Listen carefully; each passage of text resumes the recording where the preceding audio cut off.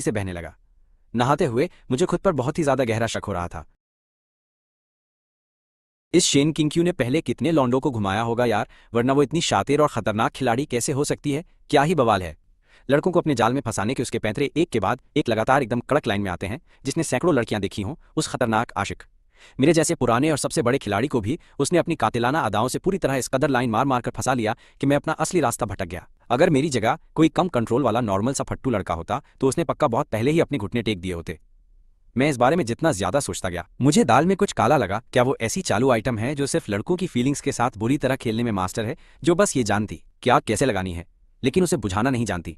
एक नीच लड़की जो सिर्फ आपके दिल के साथ मजे लेती है लेकिन शरीर के साथ नहीं। मुझे बहुत तेज गुस्सा आया। इस तरह की औरतें दुनिया में सबसे घटिया और दो कौड़ी की होती हैं। अगर तुझमें सच में इतना ही दम है तो जब तू फीलिंग्स के साथ इतना गंदा वाला खेल रही है तो शरीर के साथ भी खेल ले। अगली सुबह वो पनौती शेन यिकियन सीधा मेरे घर आ धमका। वो मेरे दादाजी ओल्ड मास्टर यी के सामने झुककर अपनी गलती की माफी मांगने आया था। रही मेरी बात तो उसके छोटे से दिमाग में मैं ही वो नीच इंसान था जो बुरी तरह पिटने लायक था। मुझे कूटना उसके लिए किसी महान भगवान के इंसाफ का काम करने जैसा ही था। ऊपर वाले की मर्जी थी, लेकिन उसे लगा कि उसे दादाजी को बिना बात के टेंशन नहीं देनी चाहिए। आखिर दादाजी मुझे एक नाजुक से अंडे की तरह बहुत ही ज्यादा प्यार जो करते थे यार, इसलिए मुझे मारना सीधा दादाजी के मुंह पर एक करारा तमाचा मारने जैसा था। ओल्ड मास्टर, ये मैं सच में बहुत शर्मिंदा हूँ। कल मैं फालतू में गुस्से में ज्यादा ही उबल गया था। मेरी गलती थी। उस लड़के की माफी एकदम सच्ची और साफ थी, बिना किसी घुमावदार ड्रामे के, और उसका एटीट्यूड भी एकदम नीचे था। दादाजी ने उस समझदार दिखने वाले शेन की तरफ देखा और एक गहरी सांस ली। यिकियन, तुम दोनों लड़के इतने सालों से जिगरी भाइयों की तरह रहे हो। अगर याक्सवान कोई भी छोटी या बड़ी गलती करता है तो सीधा मुझे आकर बता सकते हो। अगर वो नल्ला नहीं सुधरेगा तो मैं तुम्हारी जगह उसका गेम बजा दूंगा। इस तरह हाथापाई करने से तुम दोनों का प्यार खराब होगा। हाँ जी, मैं आपकी बात समझ गया। यिकियन ने एक शरीफ बच्चे की तरह सिर हिलाया। उसका अच्छा एटीट्यूड और अपनी गलती मानना देखकर ओल्ड मास्टर के अंदर का चुगलखोर दिल जाग उठा था। तो आखिर उस छपरी याक्सवान ने ऐसा क्या भयंकर कांड कर दिया था कि तुझे इतना खतरनाक वाला गुस्सा आ गया और तूने उसे कूट दिया। यिकियन एकदम खामोश खड़ा हुआ था। वो बेचारा इस तगड़ी भसड़ के बारे में कैसे बात करता। क्या वो ये बोलता कि मैंने जबरदस्ती ये शादी उस पर थोप दी है? वो मरते दम तक ये बात नहीं मुंह से निकालता, चाहे उसे पीट पीट कर जान से क्यों ना मार दिया जाए। कुछ नहीं, बस एक छोटी सी गलतफहमी थी, उसने टालते हुए कहा। ओल्ड मास्टर का सस्पेंस और बढ़ा। कल रात मैंने भी अपना मुंह नहीं खोला था और आज ये नल्ला भी कुछ नहीं बोल रहा था। आखिर हम दोनों डेढ़ शाणे क्या राज छुपा रहे थे? वैसे जब भी ये दोनों आपस में लड़ते हैं तो बात सिर्फ जबान तक रहती है, हाथापाई कभी नहीं होती। इस बार लफड़ा हुआ है तो पक्का ये छोटी मोटी बात तो बिल्कुल नहीं होगी। ओल्ड मास्टर की आंखों में एक शातिर चमक आई और उसने कुरेदा, कहीं ऐसा तो नहीं कि याक्सवान ने तेरी बहन के साथ कोई बहुत बड़ा और नीच कांड कर दिया है? यिकियन एकदम से चौंक गया और जल्दी से अपना सिर हिलाया। नहीं, उसने ऐसा कुछ नहीं किया। ये सच में गलतफहमी थी। उसे डर था कि ओल्ड मास्टर इस लोचे को और ज्यादा कुरेदेगा, इसलिए उसने हड़बड़ी में तुरंत टॉपिक ही बदल दिया। अरे हाँ, मेरी बहन और याक्सवान अभी तक कमरे से बाहर क्यों नहीं आए? ओल्ड मास्टर एकदम ठरकी वाली डबल मीनिंग स्माइल के साथ मुस्कुराया। वो दोनों शायद कल रात की वजह से थक गए हैं। ये सुनकर यिकियन का चेहरा तुरंत ही सदमे से एकदम सफेद पड़ गया। उन दो शब्दों थक गए में बहुत सारा डबल मीनिंग वाला खतरनाक राज छुपा था। ओल्ड मास्टर हंसा और फिर से पूछा, बताना यिकियन, तुझे अपने लिए एक भतीजा चाहिए या फिर एक भतीजी? ये आज का दूसरा सबसे खतरनाक झटका था। यिकियन को अंदर से फील हुआ कि ये सब बिल्कुल भी सही नहीं चल रहा है। भैंस की आंख, क्या उसकी बहन सच में पेट से हो गई है? बिल्कुल नहीं। अभी उनकी शादी को कितना ही टाइम हुआ है। क्या वो लड़का सच ऐसा प्रो शूटर है जिसका निशाना कभी खाली नहीं जाता? यिकियन ने अपने दिल में मुझे पागलों की तरह गालियां दी। याक्सवान जैसा इंसान जो पूरी रात शराब पीता और गेम खेलता है, उसका शरीर तो बहुत पहले ही पूरा निचड़ कर खत्म हो चुका होगा। वो बाहर से भले ही मजबूत इंसान दिखता हो, लेकिन अंदर से वो एकदम फुस है। क्या मेरी बहन प्रेग्नेंट है? उसने झिझकते हुए पूछा। नहीं, मैं तो बस ऐसे ही चिल होकर पूछ रहा था। यिकियन ने राहत की सांस ली, लेकिन फिर भी उसने इस बात पर सीरियस सोचा। मुझे एक भतीजी चाहिए। अगर मेरी बहन एक छोटी सी राजकुमारी को जन्म देती है जो बिल्कुल उसके जैसी ही क्यूट और प्यारी दिखती हो, तो वो पक्का उसके लिए आसमान से सारे तारे तोड़ लाएंगे। क्योंकि जब तक मैं इतना बड़ा हुआ कि मैं चीज़ों को अच्छे से समझ सकूं, मेरी बहन पहले ही एक शांत और एकदम कड़क एटीट्यूड वाली बड़ी लड़की बन चुकी थी। इसलिए मैं कभी नहीं देख पाया कि वो बचपन में कितनी क्यूट थी। मुझे एक भतीजा ज्यादा पसंद आएगा। लेकिन ओल्ड मास्टर अपनी बात पर एकदम पत्थर अड़ा था। पुरानी जनरेशन वालों की खोपड़ी में ये घटिया सोच बहुत ही गहराई तक घुसी हुई थी। उसे अपने खानदान का नाम आगे बढ़ाने के लिए एक बेटा चाहिए। यिकियन ओल्ड मास्टर के दिमाग का दही अच्छे से समझ गया था, लेकिन तभी अचानक से मेरा वो घमंडी और एकदम छपरी गुंडों वाला चेहरा उसके दिमाग में फ्लैश की तरह घूमा था। वो खुद को बिल्कुल रोक नहीं पाया और आज के दिन का सबसे खतरनाक और सीधा दिल पर लगने वाला वार कर दिया। लेकिन क्या होगा अगर वो मेरे जैसे एक आवारा परपोते को जन्म दे दे? तो वहां का पूरा माहौल अचानक से एकदम सन्न और खामोश पड़ गया। ओल्ड मास्टर की झूठी मुस्कान उसके चेहरे पर ही जम गई। उसने बहुत धीरे से अपनी नजरें घुमाकर यिकियन को घूरा। उसे हमेशा से लगता था कि ये बच्चा काफी शरीफ और सीधा है, अब ये इतना ज्यादा बदतमीज कैसे हो गया है, इसे जले पर नमक छिड़कना बहुत अच्छे से आता।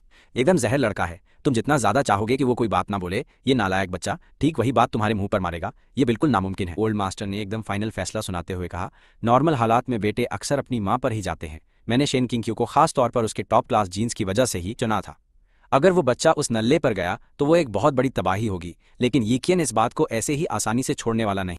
आपने खुद ही कहा है कि ऐसा सिर्फ नॉर्मल हालात में ही होता है।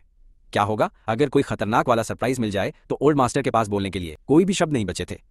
उसका चेहरा गुस्से से एकदम काला पड़ गया था, लेकिन ये नालायक लौंडा एकदम कड़वा सच बोल रहा था।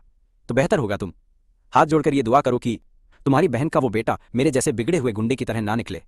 ओल्ड मास्टर ने चबाते हुए कहा, क्यों? क्योंकि अगर वो ऐसा निकला तो तुम्हारी प्यारी बहन की हालत भी बिल्कुल आज मेरी तरह ही हो जाएगी, जो एक आवारा और नीच बच्चे के लिए बिना रुके बस हमेशा जिंदगी भर खून के आंसू रोती रहेगी, एकदम दर्दनाक। यीकियन ने इतने सालों में किए गए मेरे उन सारे महान और घटिया कांडों के बारे में सोचा। सच में अगर ओल्ड मास्टर यी ने स्ट्रिक्ट वाले कड़क ऑर्डर नहीं दिए होते तो कोई दूसरा इंसान मेरी हरकतों से तंग आके बहुत पहले ही मर चुका होता। ओल्ड मास्टर, ये आप लोड मत लो, मेरी बहन का बेटा उस छपरी की तरह बिल्कुल भी नहीं होगा। ठीक उसी समय मैं और शेन किंग सीढ़ियों से नीचे उतर रहे थे। मैंने वो बेइज्जती वाली लाइन बिना कोई भी एक सिंगल शब्द मिस किए एकदम क्लियर सुन ली थी, और सुनते ही मेरा फ्यूज उड़ गया और मेरी खोपड़ी पूरी तरह सटक गई। तेरे कहने का क्या मतलब है कि वो बिल्कुल मेरे जैसा नहीं होगा? अगर मेरी बीवी जिस बेटे को जन्म देगी वो मेरे जैसा नहीं होगा तो फिर वो किसके जैसा होगा? क्या बाहर के किसी जंगली आदमी के जैसा, या फिर उस ठरकीली यान के जैसा? तू ये क्या बकवास कर रहा है? मैंने गुस्सा किया और चिल्लाया, ये शेन यीकियन अपनी औकात से ज्यादा ही बाहर जा रहा है। कल इसने मुझ पर हाथ उठाया वो तो फिर भी ठीक था, लेकिन आज ये नल्ला सुबह सुबह उठते ही मुझे यहाँ सीधा बद्दुआ देने के लिए दौड़ता हुआ आ गया। मेरे साथ धोखा हो रहा है, सिर पर बिठाओ तो कान मूदते हैं। उन दोनों ने एक ही समय पर मेरी तरफ देखा। जैसे ही यीकियन ने अपना सिर घुमाया उसने सीधा शेन किंग को देखा। हालांकि बिना किसी मेकअप के भी उसका चेहरा अभी भी एकदम कातिलाना और जहर सुंदर लग रहा था, लेकिन उसकी आंखों के नीचे पड़े हुए वो काले डार्क सर्कल्स एकदम साफ साफ दिखाई दे रहे थे। कोई भी बता सकता था कि ये सब बहुत ज्यादा मजे करने और नींद पूरी ना होने की वजह से था। यीकियन ने तुरंत मुझे बहुत ही ज्यादा नफरत भरी नजरों से घूरकर देखा। मैं ही वो खुखार जानवर था जिसने उसकी बहन को बिस्तर पर तड़पाया था। आखिर कल मैंने ही तो बड़ी चौड़ में भौकाल मारा था कि मुझे उसे दिन में कई बार छूना पड़ता है। सच में एक जानवर, क्या मैं गलत हूँ? यीकियन ने एकदम महान बनते हुए कहा, अगर वो तेरे जैसा एक नल्ला और किसी काम का नहीं रहने वाला इंसान निकला तो ये परिवार जल्दी तबाह हो जाएगा। लेकिन सबसे ज्यादा दिमाग का दही करने वाली बात यह थी कि ओल्ड मास्टर ने भी खड़े होकर हाँ में अपना सिर हिला दिया। बात एकदम सही थी। उस बुढ़े को लगता था कि ये परिवार का खून पिछले कुछ समय से एकदम कचरा हो चुका है, इसीलिए वो इतने हाथ पैर मार रहा था ताकि शेन छिंगछियू को लाकर खानदान की नस्ल सुधार सके। मेरे बाप जैसा आशिक और फिर मेरे जैसा आवारा पोता पैदा होने के बाद तो पक्का बटाधार हो जाता। अगर नस्ल नहीं सुधरी तो परिवार पक्का डूब जाएगा। मैं गुस्से में उबल रहा था और मेरी तो खोपड़ी सटकी जा रही थी। आखिर असली वारिस है कौन, मैं या कोई और? मेरा दिमाग खराब। जब से शिन भाई बहन इस घर में घुसे हैं मेरी इज्जत तो एकदम पाताल लोक में जा गिरी है। मैं खुद को एकदम अकेला और मजबूर सा महसूस कर रहा था। तभी मेरी बंदी ने भौकाल मचाया। वो अचानक से बोल पड़ी, ईछेन तुम अपने जीजा के बारे में ऐसे फालतू बकवास नहीं कर सकते। ये सुनकर मेरी तो आंखें भर आईं। मैं बस उसे देखता ही रह गया एकदम फिदा होकर। मुझे लगा कि मैं अभी रो दूंगा। मैंने तुरंत अपनी बात वापस ले ली। जब तक मेरी चांद का टुकड़ा मेरे साथ है इस घर में मेरा स्वैग और औकात पूरी तरह से कायम रहेगी। एकदम फुल हार्ड। नाश्ता खत्म करने के बाद सब लोग अपने काम पर निकल गए, लेकिन ये नालायक ईछेन अपनी बहन की गाड़ी में बैठने के बजाय मेरी गाड़ी में घुसने की जिद करने लगा। दिमाग दही कर दिया उसने। मैंने उसे एकदम घूरते हुए कहा, मैं तेरे रास्ते पर नहीं जा रहा, तू अपनी बहन के साथ जा, मुझे शांति से जाने दे। लेकिन वो छपरी कहाँ मानने वाला था। वो बोला, मुझे तुम्हारी गाड़ी में ही जाना है, क्या कर लोगे तुम? चुपचाप गाड़ी चलाओ। उसने मुझे सीधा धक्का देकर ड्राइवर वाली सीट पर पटक दिया। क्या लोचा है? ये मेरे पास कोई रास्ता नहीं था, बस अपना गुस्सा पीकर उसका ड्राइवर बनना पड़ा।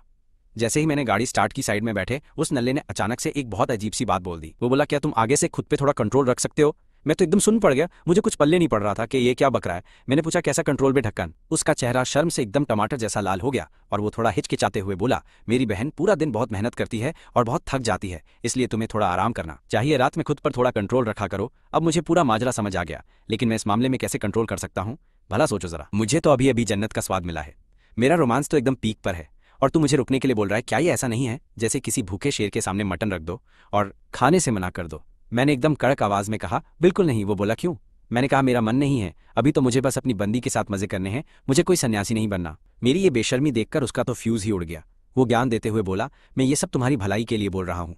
तुम अभी जवान हो और तुम्हें आगे की कोई टेंशन नहीं है। अभी अगर तुमने अभी खुद को नहीं रोका और अपनी पूरी ताकत खत्म कर ली तो आगे पूरी जिंदगी पड़ी है, तब क्या करोगे? मुझे उसकी बातों से कोई फर्क नहीं पड़ा, बल्कि बहुत हंसी आई। मैंने कहा, अगर वो दिन सच में आ गया तो मैं झेल लूंगा। मैंने जवानी में फुल टू धमाल किया है, तो बुढ़ापे में मशीन खराब हो भी गई तो कोई दुख नहीं होगा। उसकी आंखें फटी की फटी रह गई। वो सोचने लगा कि ये इंसान इतना ढीठ कैसे हो सकता है। जब प्यार से बात नहीं बनी तो उसने कड़क तरीका आजमाने का सोचा। उसने एक डार्क स्माइल दी और सीधा दिल पर वार करते हुए बोला, ठीक है, लगे रहो।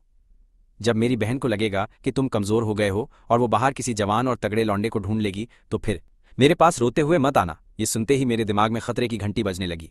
मेरे ख्यालों में मेरी बंदी का किसी और मर्द को गले लगाने का और उसके साथ रोमांस करने का सीन चलने लगा। नो वे, ऐसा तो बिल्कुल भी नहीं हो सकता। ये सब सोचकर ही मेरी नस फटने लगी और मेरा खून खौलने लगा। मैं ऐसा कभी नहीं होने दूंगा किसी भी कीमत पर। मैंने तुरंत खुद को सीधा किया और दांत पीसते हुए बोला, तू लोड मत ले। वो पनौती वाला दिन मेरी जिंदगी में कभी नहीं आएगा। आज से ही मैं जिम जाना शुरू करूंगा, भारी वाले स्क्वाट्स मारूंगा और ताकत बढ़ाने वाली कच्ची सीप खाऊंगा। मुझे हर हाल में एक फौलादी और एकदम बीज जैसी बॉडी बनानी ही पड़ेगी ताकि मेरा सिस्टम एकदम टाइट रहे। उसने ऐसे मुंह चिढ़ाया जैसे उसे कोई बहुत बड़ा तमाशा देखने को मिलने वाला हो। मेरी रात की परफॉर्मेंस और जोश को देखकर उसे लग रहा था कि मेरा फ्यूज उड़ने वाला दिन अब ज्यादा दूर नहीं है। वो मन ही मन बहुत मजे ले रहा था। वो बस मेरे मोए मोए होने वाले दिन का इंतजार कर रहा था। जब मेरी खटिया खड़ी होगी तब भले ही मैं कितना भी रो लूं, उसे इस बात से कोई फर्क नहीं पड़ने वाला था। वो मुझे आंसू पोंछने के लिए एक टिश्यू तक नहीं देने वाला था। इसके कुछ ही टाइम बाद लूजियानली और मेरे लुक्खे दोस्तों के गैंग को पता चल गया कि मैंने शादी कर ली है और वो पार्टी की डिमांड करने लगे। मैं तो अपनी बीवी का पक्का भक्त बन चुका था, इसलिए मैंने तुरंत अपनी बंदी से परमिशन मांगी। मेरी महारानी ने अपनी मुंडी हिलाई और पार्टी के लिए हाँ कर दी। उसके बाद ही मेरी हिम्मत हुई कि मैं उन चिरकुटों के लिए डिनर का जुगाड़ कर सकूं। होस्ट होने के नाते मैंने पूरा भौकाल दिखाया, काम से जल्दी निकला और अपनी बीवी को लेकर सीधा उस महंगे वाले रेस्टोरेंट में पहुंच गया ताकि सबका वेट कर सकूं। मैंने कोई खास भीड़ नहीं बुलाई थी, बस लुजियानली बाई लोंग्यू और कुछ जिगरी भाई लोग थे। सबके सब एकदम कड़क और सख्त लौंडे ही बुलाए थे। धीरे धीरे सारे दोस्त टपकने लगे। जिन लोगों को इस भारी कांड के बारे में नहीं पता था वो मेरे बगल में बैठी इस अप्सरा को देखकर एकदम शॉक हो गए। उनकी आंखें फटी रह गईं। जब मैंने अपनी बीवी का इंट्रो दिया तो उनका दिमाग दही हो गया। वो बोले, अबे साले, तूने तो चुपचाप पूरा सिस्टम ही हैंग कर दिया। इतनी गजब की बंदी से शादी कर ली। लेकिन असली बवाल तो तब मचा जब बाई लोंग्यू ने दरवाजे से एंट्री मारी। वो अकेला नहीं आया था बल्कि अपने साथ एक बहुत ही बड़ी भसड़ लेकर आया था। वो अपने साथ एक बहुत ही सुंदर और हॉट लड़की झेन जिंग्यू को लाया था। इस लड़की को देखते ही प्राइवेट रूम का पूरा माहौल एकदम अजीब और सस्पेंस वाला हो गया, एकदम कड़क। मेरे सभी कमीने दोस्त बड़ी ही डार्क स्माइल के साथ मुझे और मेरी बीवी को देखने लगे। उनके चेहरों पर साफ लिखा था कि अब तो पक्का कोई तगड़ा तमाशा होने वाला है गुरु लोग। मेरी बंदी भी बहुत स्मार्ट थी। उसने तुरंत भाप लिया कि दाल में कुछ काला है। जैसे ही वो लड़की अंदर आई सब लोग बिना कुछ सोचे सीधा मेरी तरफ घूरने लगे जैसे मेरा कचरा होने वाला हो। यहाँ पक्का कोई पुराना लफड़ा था। वो नई लड़की बहुत ही प्यारी स्माइल के साथ सीधा मेरे पास चलकर आई और उसने मुझे एक बहुत ही महंगा सा डिब्बा पकड़ा दिया, एकदम स्वैग से। वो बोली, ये तुम्हारे लिए मेरी ट्रिप का गिफ्ट है। मैंने बिना किसी एटीट्यूड के एकदम सादे तरीके से वो डिब्बा अपने हाथ में ले लिया शांति से। मैंने कहा, थैंक्स, अब मैं तुम लोगों का इंट्रो करवा देता हूँ। ये मेरी बीवी है। फिर मैंने बीवी से कहा, ये मेरी दोस्त है। ये सुनते ही पूरे रूम का माहौल एकदम बर्फ की तरह जमसा गया। वो लड़की एकदम शॉक में थी। उसकी आंखें किसी बड़ी घंटी की तरह फटी रह गईं। वो बिना यकीन के कभी मुझे तो कभी मेरी बंदी को घूर रही थी। उसने हैरान होकर पूछा, तुम ये क्या बकवास कर रहे हो यार? मैं सिर्फ 1 महीने के लिए बाहर गई थी और तुम्हारी बीवी भी आ गई। ये कैसे हो सकता है? हमारे ग्रुप में तो ऐसी कोई खबर नहीं उड़ी। तुम पक्का मेरा पोपट बना रहे हो ना? मैंने एकदम पत्थर वाले चेहरे के साथ अपनी बात रिपीट की। मैंने कहा, यह सच में मेरी बीवी है। ये सुनते ही उस लड़की की आंखें एकदम खून की तरह लाल हो गईं और वो रोने जैसी शक्ल बनाकर मुझे देखने लगी जैसे वो कोई बेचारी लावारिस बच्ची हो। तुम्हारी तो कोई गर्लफ्रेंड तक नहीं थी, फिर अचानक से ये बीवी कहाँ से टपक पड़ी है भाई? कहीं तुमने मुझे रिजेक्ट करने के लिए किसी को पैसे देकर ये ड्रामा तो नहीं रचाया? मैंने अपनी भौहें सिकोड़ी और बहुत ही रूखेपन से उसकी उम्मीदों का कचरा कर दिया। बिल्कुल नहीं, ऐसा नहीं है। ये मेरी कानूनी बीवी है और हमारी प्रॉपर कोर्ट मैरिज हुई है। ये शेन इछेन की सगी बहन है। मेरा ये जवाब उस बेचारी के लिए बहुत ही ज्यादा बेरहम और तगड़ा झटका साबित हुआ था। सच में वो लड़की भी शेन इछेन को अच्छे से जानती थी और मेरी बंदी को ध्यान से देखने पर उसे भी महसूस हुआ कि इनकी शक्ल और आंखें आपस में काफी ज्यादा मिलती जुलती हैं, जो कि एकदम सच बात थी। अब सब खत्म हो गया था क्योंकि ये बात एकदम सच थी। मेरी बंदी के हाई क्लास बैकग्राउंड को देखकर कोई भी कह सकता था कि वो मेरे साथ कोई फालतू ड्रामा नहीं करेगी। इससे तो खुद उसकी ही बेइज्जती हो जाती। आखिरकार वो लड़की अपना इमोशन कंट्रोल नहीं कर पाई। वो मुझे देखकर बहुत ही बुरी तरह से रोने लग गई, एकदम बच्चों की तरह। उसे पछतावा हुआ अगर वो ट्रिप पर ना जाती तो उसे सब पहले पता चल जाता पक्का, और शायद वो इन सबको होने से पूरी तरह रोक सकती थी। उसे इतना तड़पते और रोते हुए देखकर भी मुझे उस पर बिल्कुल तरस नहीं आया, बल्कि मैं सच में बहुत ज्यादा चिढ़ गया था। तू यहाँ किस बात के लिए आंसू बहा रही है? आज बहुत ही खुशी का दिन है जहाँ मैं अपने सारे खास मेहमानों का स्वागत कर रहा हूँ। अगर तुझे रोना है तो बाहर जा, मेरा मूड खराब मत कर। मेरी उस भयानक डांट को सुनकर झेन जिंग्यू एकदम सुन पड़ गई थी। उसका दिल ऐसे तड़प रहा था जैसे अभी निकल जाएगा, लेकिन उसने अपने सारे आंसू जबरदस्ती वहीं रोक लिए। वो बेचारी सा मुंह बनाकर एक कोने में चुपचाप बैठ गई और अब उसकी कुछ बोलने की फट रही थी। शेन किंग्यू वहां खड़ी ये सब एकदम सन्न होकर बस देख रही थी। मैंने इतनी वफादार लड़की की सबके सामने सरेआम ऐसी वाट लगा दी, लेकिन फिर भी वो वहां से नहीं हिली। चलो अब सारे लोग आ गए हैं तो हम अपनी शानदार पार्टी शुरू करते हैं। सबने धीरे धीरे अपने जाम उठाए और एक एक करके हमें बहुत सारी बधाइयां दी और थोड़ी ही देर में वहां पार्टी का एकदम बवाल माहौल पूरी तरह से सेट हो गया।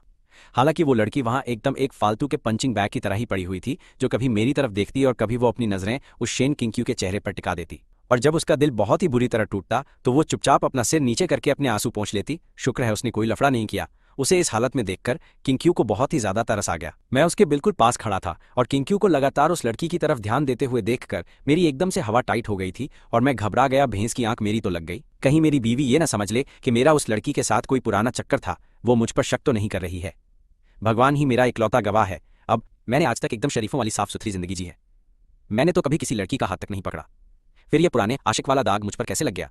मैं इस झूठी बदनामी को बिल्कुल नहीं सहूंगा। आखिरकार उस भारी भरकम खाने से निपटने के बाद सारे लोग एक क्लब के प्राइवेट रूम में चले गए। जिन्हें अपनी दारू पीनी थी वो वहां छक्कर पीने लगे, जिन्हें वहां गेम खेलने थे वो आराम से अपना गेम खेलने में लग गए और मेरी बीवी चुपचाप सोफे पर बैठकर मुझे गाना गाते हुए एकटक अपनी नजरों से लगातार घूर रही थी। मैं सच में बहुत ही ज्यादा कड़क और गजब के अंदाज में गाना गाता हूँ, जिसे वो एकदम शांति से एंजॉय कर रही थी। मेरे गाना खत्म करने के ठीक बाद ही वहां अगला गाना एकदम से उस जिंगू का बजने लगा। उसने अपना माइक्रोफोन पकड़ा और अचानक से उस बजते हुए म्यूजिक को पूरी तरह बंद कर दिया।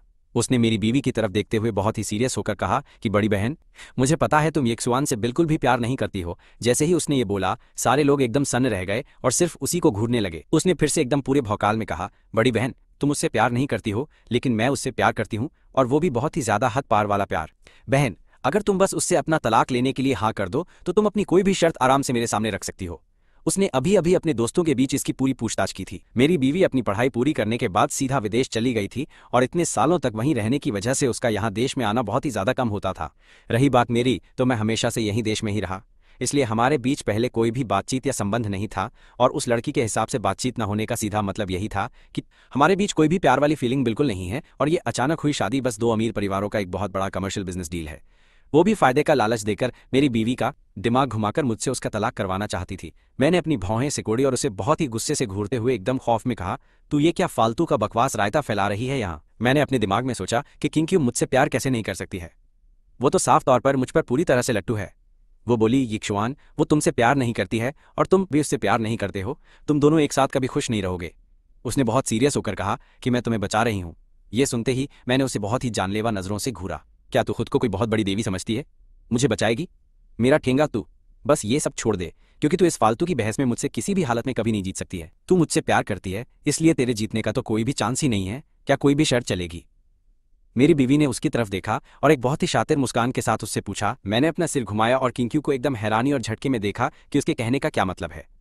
कहीं वो सच में उस बेवकूफ़ लड़की की उस बकवास बात के लिए हाँ तो नहीं बोलने वाली है। मेरा चेहरा एकदम गुस्से से काला पड़ गया और मैंने अपने दांत पीस लिए। अगर उसने हाँ कहने की हिम्मत की या मुझे एक दो कौड़ी का तलाकशुदा इंसान बनाने की जरूरत की तो मैं उसकी जान ही ले लूंगा। मेरी बीवी ने बहुत ही प्यारी मुस्कान के साथ कहा, पूरे 10 अरब? मुझे कोई भी फालतू के कंपनी के शेयर बिल्कुल भी नहीं चाहिए मेरी जान। मुझे तेरे कोई पुराने गहने भी नहीं चाहिए, मुझे सिर्फ कैश और ढेर सारी प्रॉपर्टी चाहिए।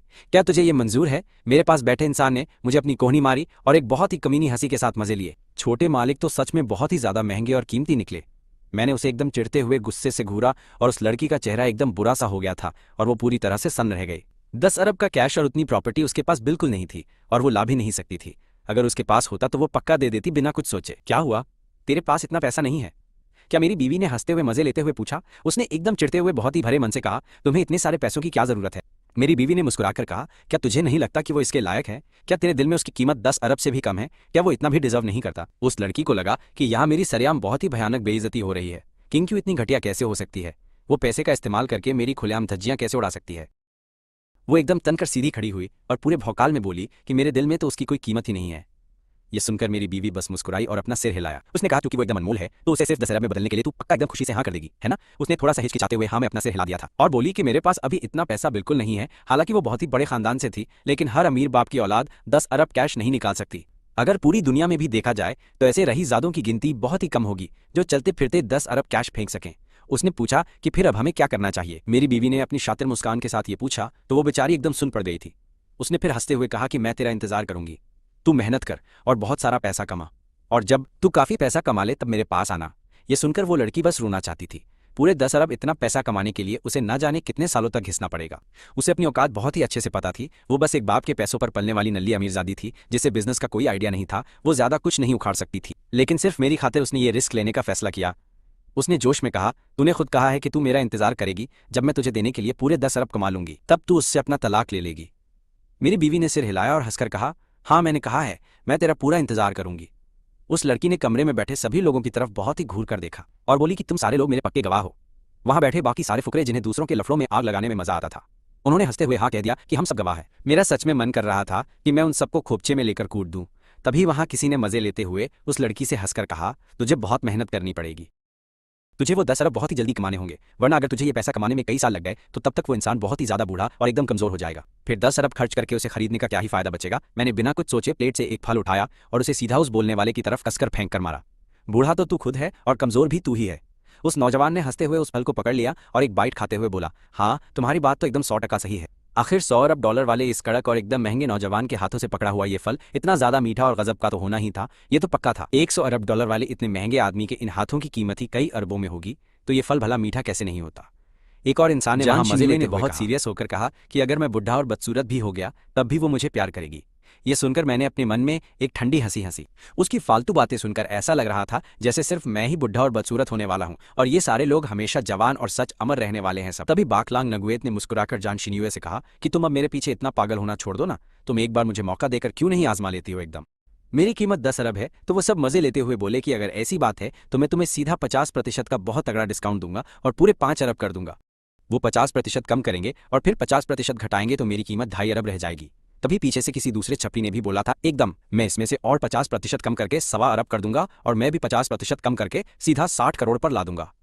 क्या बोलते हो? तो मैं थोड़ा बड़ा दिल दिखाकर तुम्हारे लिए वो 2.5 करोड़ भी पूरी तरह से माफ कर दूंगा। ये सुनकर वहां खड़े सभी लोग बहुत चिढ़ाते हुए हंसे थे। जान शिन्यूए की तो बोलती ही बंद हो गई थी। वो लुक्खे साफ तौर पर मजे ले रहे थे। देखो साले कितने दो कौड़ी के हैं लोग। मैंने अपने दिल में उन सभी को बहुत नीचा समझा। सबने रात 1 बजे तक ऐसे ही मजे लिए और फिर निकल लिए, लेकिन जान शिन्यूए रात 10 बजे ही कट ली थी। उसका पहला कारण तो यही था कि वो मुझे और शेन किंग्यू को एक साथ रोमांस करते हुए बिल्कुल भी नहीं देखना चाहती थी, मेरी जान सच। और दूसरा ये कि वो घर जाकर पैसा कमाने का कोई जुगाड़ सोचना चाहती थी। मैं और शेन किंग्यू घर पहुंचे और जैसे ही हमने दरवाजा खोला और हम अंदर आए तो मैं शेन किंग्यू की क्लास लगाने और उसे ताना मारने से खुद को बिल्कुल भी रोक नहीं पाया था। मैंने बहुत सीधे उससे पूछा कि क्या तुम सच में मुझे 10 अरब में जान शिन्यूए को बेचने वाली थी? इसी चक्कर में मेरा मूड पूरी शाम खराब रहा। शेन किंग्यू ने बड़ी सी स्माइल दी और मुझसे पूछा कि क्या लोचा है भाई, क्या तुम्हें ऐसा लगता है कि ये कीमत बहुत कम है या ज्यादा? मैंने उसे गुस्से से घूरा और बोला कि मैं एक इंसान हूं, कोई बिकने वाला फालतू सामान नहीं। शेन किंग्यू ने कहा कि तुम पूरा लोड मत लो, जान शिन्यूए के पास 10 अरब रुपए नहीं है। मेरी भवें टेंशन से और भी सिकुड़ गईं। मैंने उससे पूछा कि अगर सच में उसके पास पैसे हुए तो शेन किंग्यू बोली कि तो मैं फुल मजे से ले लूंगी। मैंने कहा तुम्हारी हिम्मत कैसे हुई? मैंने पूरी तरह से आग बबूला होकर शेन किंग्यू को घूरा। शेन किंग्यू ने मुस्कुराकर कहा कि अगर वो लड़की पैसे देने की हिम्मत करेगी तो मैं पक्का ले लूंगी भाई। मैं सच में उस लड़की को बहुत बुरी तरह धमकाना चाहता था, लेकिन मुझे पल्ले नहीं पड़ रहा था कि मैं उसे कैसे धमकाऊं। शेन किंग्यू ने कहा कि ज्यादा से ज्यादा मैं 5 अरब तुम्हें दे दूंगी। मैंने तुरंत मना किया, मुझे नहीं चाहिए, मुझे ऐसे पैसों की कोई पड़ी नहीं है। ये सिर्फ 5 अरब हैं, किसके पास नहीं होते हैं ये? क्यों नहीं? शेन किंग्यू ने मजे लेते हुए पूछा। मुझे तुम वैसे भी पसंद नहीं थे। उस वक्त मुझे पैसे मिल जाते और मैं तुमसे तलाक लेकर हमेशा के लिए दूर हो जाती। सच दोनों का फायदा होता। क्या ये बढ़िया नहीं है? शादी से पहले मेरे बोले हुए शब्द मेरे दिमाग में घूमने लगे कि मैं तुमसे बिल्कुल प्यार नहीं करता हूं। शादी के अलावा मैं तुम्हें कुछ नहीं दे सकता। एक पल के लिए मेरी बोलती पूरी बंद हो गई थी। क्या ये फुल कड़क और तगड़ा प्लान नहीं है बवाल? उसकी ये बात सुनकर मुझे भी लगा कि ये सच में काफी सही है, लेकिन दादाजी नहीं मानेंगे। मैंने बचाव के लिए अपना ये बहाना मार दिया था। दादाजी ने मुझे और शेन किंग्यू को शादी के लिए मजबूर करने में सारे हथकंडे अपनाए थे। भला वो हमारे तलाक के लिए कैसे मान सकते हैं मेरी जान? तो मैं उन्हें 2.5 अरब दे दूंगी, शायद वो मान जाएं। शेन किंग्यू ने हंसते हुए कहा। मैंने शेन किंग्यू के चेहरे की उस मुस्कान को घूरा और मुझे बहुत भयंकर वाला गुस्सा आ रहा था। हंसो बस, हंसती रहो। क्या तुम मुझे ऐसे बेचकर सच में इतनी ज्यादा खुश हो रही हो?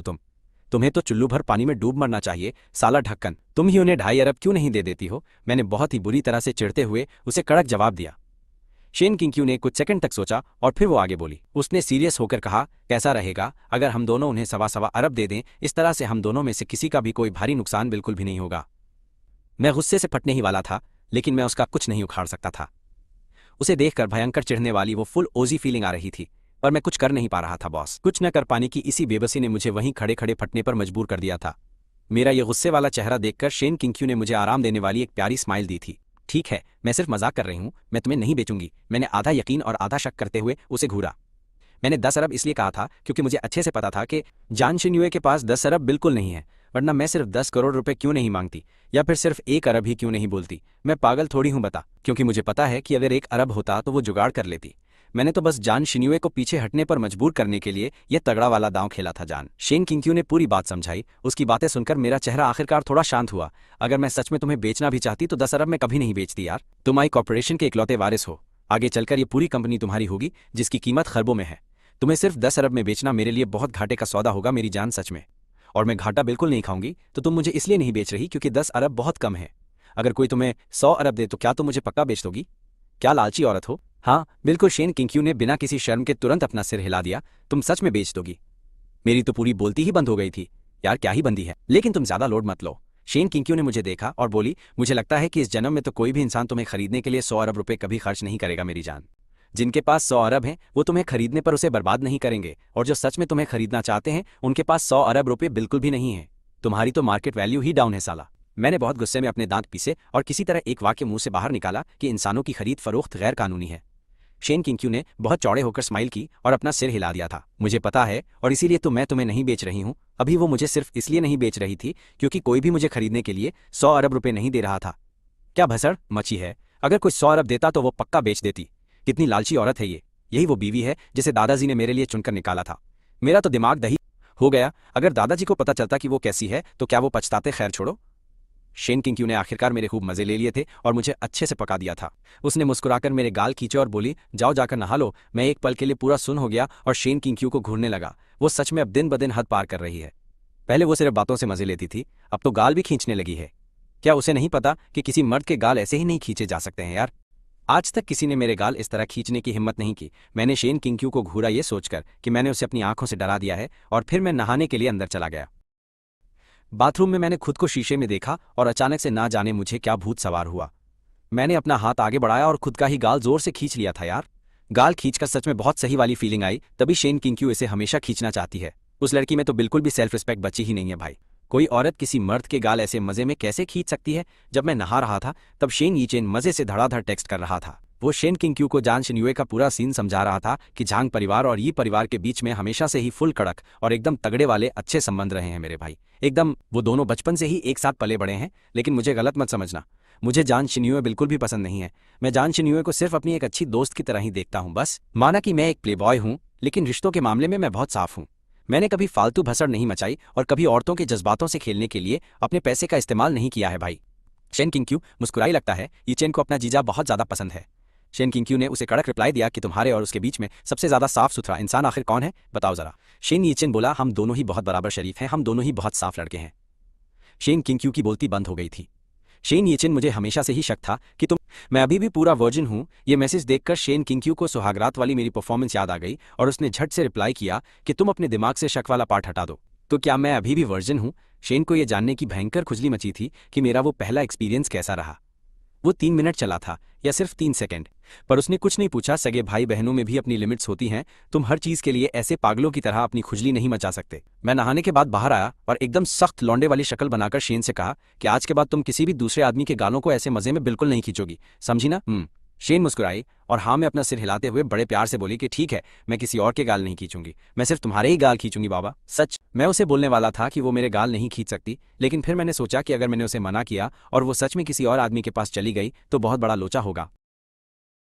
तो ठीक है, अगर उसे गाल खींचने का इतना ही शौक है तो वो मेरे ही खींच ले। वैसे भी बस गाल खींचने से मेरे शरीर का कोई मांस तो कम हो नहीं जाएगा ना यार।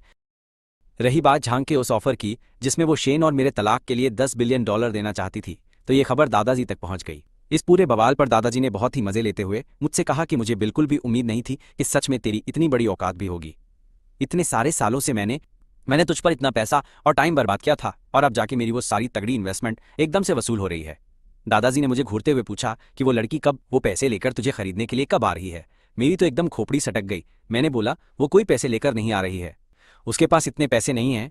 दादाजी का एकदम पोपट हो गया। वो बोले, अच्छा, तो मुझे लगा तेरी सच में औकात है, पर वो लड़की तो बस लंबी फेंक रही थी। मुझे तो सच में लगा था कि वो तुझे $10 बिलियन में खरीदने के लिए पूरी तरह तैयार है। ये सुनकर मेरा तो एकदम खून खौल गया। ये मेरी गलती है। शेन, जो मेरे ठीक बगल में बैठी हुई थी, उसने हंसते हुए आग में घी डाला और मजे लेते हुए बोली कि शायद मैंने कुछ ज्यादा भारी कीमत मांग ली। मुझे सिर्फ $1 बिलियन मांगना चाहिए था ताकि झांग किसी तरह जुगाड़ करके वो पैसे ला पाती। ये सुनते ही दादाजी ने तुरंत ना में अपना सिर हिला दिया था। अरे नहीं, $1 बिलियन तो बिल्कुल भी नहीं चलेगा।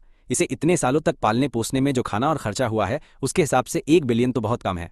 1 बिलियन से तो इसे पालने का खर्चा भी पूरा नहीं निकलेगा, ये तो सीधे सीधे मेरा नुकसान है और मैं घाटे का सौदा बिल्कुल भी नहीं करता। शेन मुस्कुराई और सिर हिलाते हुए बोली, आप एकदम सही कह रहे हैं, हम घाटे का सौदा नहीं कर सकते। मैं गुस्से से अपने दांत पीसते हुए उन्हें बस पूरी तरह से चकनाचूर करने ही वाला था। यार, ये दोनों के दोनों एक नंबर के ठरकी और लुटेरे हैं। इधर ये आग की तरह खबर फैल गई कि वो लड़की मुझे और शेन को अलग करने के लिए $10 बिलियन देने को एकदम तैयार बैठी है। ये सब तमाशा देखकर बाकी लोगों का तो एकदम फ्यूज ही उड़ गया कि मैं और शेन ने आखिर कब शादी कर ली और किसी को इस भारी कांड की भनक तक नहीं लगी। लेकिन ये कोई सबसे बड़ा बवाल नहीं था। असली बवाल तो ये था कि वो झांग लड़की मेरे प्यार में पूरी तरह पागलों की तरह अंधी हो चुकी थी और मेरे लिए अपनी जायदाद से $10 बिलियन सिर्फ मेरे तलाक के लिए लुटाने को तैयार थी। इसके बाद उस झांग का नया और खतरनाक प्लान सीधा उड़ते हुए हमारी शेन के कानों तक पहुंच ही गया था। यार, मैंने सुना था कि झांग ने घर जाकर पूरी रात भर अपना दिमाग लगाया और फिर एक इंटरनेट सेलिब्रिटी बनकर लाइव स्ट्रीम के जरिए अपना सामान बेचने का बड़ा फैसला कर लिया। आखिरकार आज के टाइम में इन इंटरनेट सेलिब्रिटी लोगों के लिए अंधा पैसा छापना बहुत आसान हो गया है। कोई टॉप का स्ट्रीमर तो बस एक ही साल में मजे से करोड़ों कमा सकता है। अगर किस्मत अच्छी रही तो वो 2-3 साल में 10 बिलियन भी कमा लेगी। पैसे छापने का ये बहुत ही तगड़ा और एकदम सही जुगाड़। जब मुझे इस भसड़ के बारे में पता चला तो मेरी हवा टाइट हो गई। सच में आजकल के ये इन्फ्लुएंसर्स तो बहुत ही ज्यादा अंधा पैसा कमाते। अगर झांग ने सच में $10 बिलियन कमा लिए तो फिर मेरा क्या होगा। तभी अचानक झांग का मुझे एक खतरनाक सा मैसेज आया जिस पर लिखा, यही यान, तुम बस मेरा इंतजार करो, मैं बहुत जल्दी 10 बिलियन कमाकर तुम्हें पूरी तरह आजाद कर दूंगी। क्या बकवास है, मेरी आजादी खरीदेगी, पागल है। मैं और शेन कानूनी तौर पर पति पत्नी है। मैंने खुद को उसे बेचा नहीं है जो मैं उसकी कोई प्रॉपर्टी बन गया हूँ।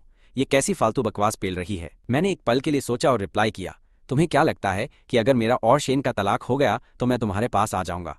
जब झांग ने मेरा ये खतरनाक मैसेज देखा तो उसे लगा जैसे उसकी पूरी दुनिया ही एकदम से उजड़ गई हो। और बात भी सही थी। शेन ने तो बस इतना ही कहा था कि वो $10 बिलियन लेकर मुझे मजे से तलाक देगी। उसने कभी ये नहीं कहा था कि तलाक के बाद मैं पक्का तुम्हारे पास ही जाऊंगा।